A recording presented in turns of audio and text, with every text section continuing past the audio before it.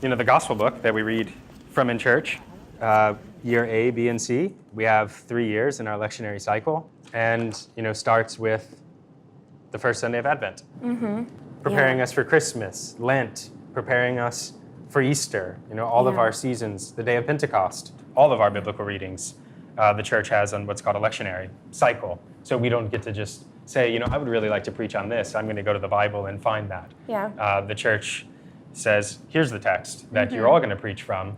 Yeah. Deal with it. Yeah, really. Deal with it. And sometimes, like this one that you just turn to randomly, they're really long. That one's particularly long. Welcome to Lent. Welcome to Lent. Yeah, wow, it's really long. And I'm thinking about how, too, when we do the weekday services, we don't use this. So if you come to church on a Wednesday morning, you'll see us reading these tiny texts. And so all our Bibles in here are full of Post-it notes from, every week. What were we doing?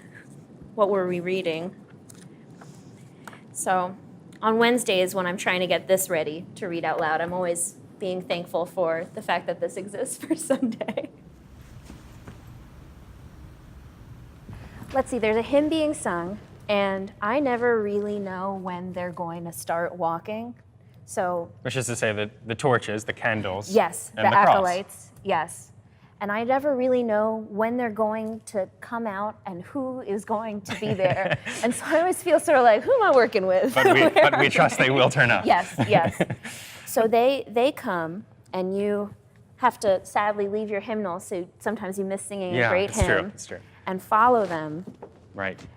And we make our way to the front of the altar to pick up the gospel book. I can pick it up. I like to do, it feels like a really incredible moment. Just the visual of you bow, and when you lift your head, you almost like take in this whole scene holding up the cross. That's what's in your face. Yeah. That is probably one of the most powerful moments in the liturgy for me. Yeah. With liturgy comes the performative bit, the prayerful piece and the performative part of liturgy. Yeah. And sometimes, especially when kids might be acolytes, I pick the gospel book up and turn, and they are gone. They're gone. So, I try to quickly catch up while also saying to myself, steps, robes, don't trip. Yeah, I've done that. You've done what? Tripped. Well, so this is always one of my questions. People are around us and they're looking at us, and sometimes people catch your eye, and I can't help myself. I'll smile or something, but I never know how much to interact with the people when they're right around me, looking at me. No, it's true. And I never know when to stop singing the hymn and start getting ready to read.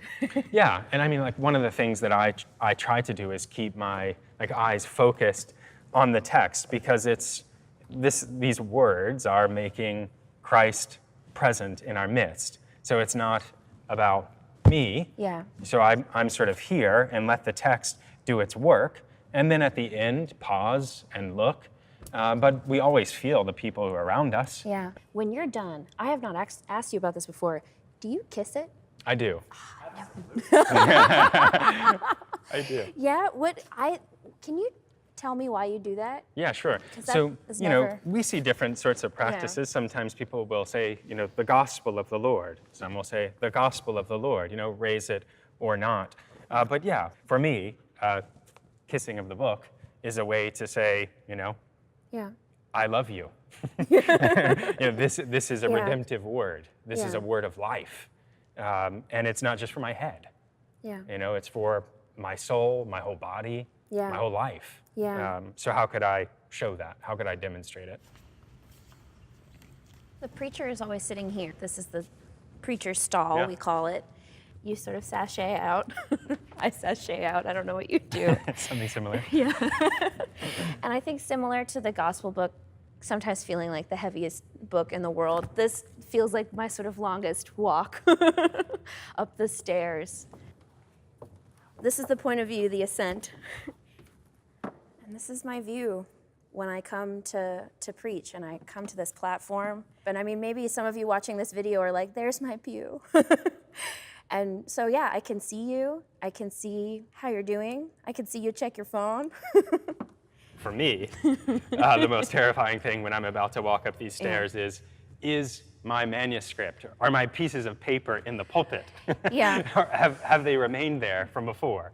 So that's kind of my first thing, is just, oh good, it's still there. I don't have to make it up. See, you're a brave man that you put them up It's there. true. I keep mine with me. They are in my hot little hands. I think all of my colleagues here do. I think that's Yeah. wise.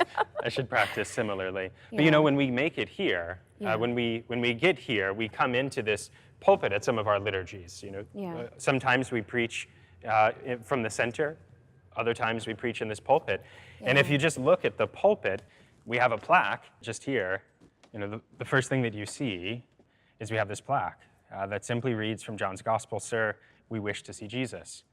What a way for me to remember the task that I'm standing here because people have said, the people of God have said, it's worth my time to show up and to worship God in Christ on a Sunday, to gather together. And the reason I'm here is because I want to see Jesus. So what an incredible task to think that we are given the privilege to say, stand here in the midst of God's people and show them something of the mystery of Christ.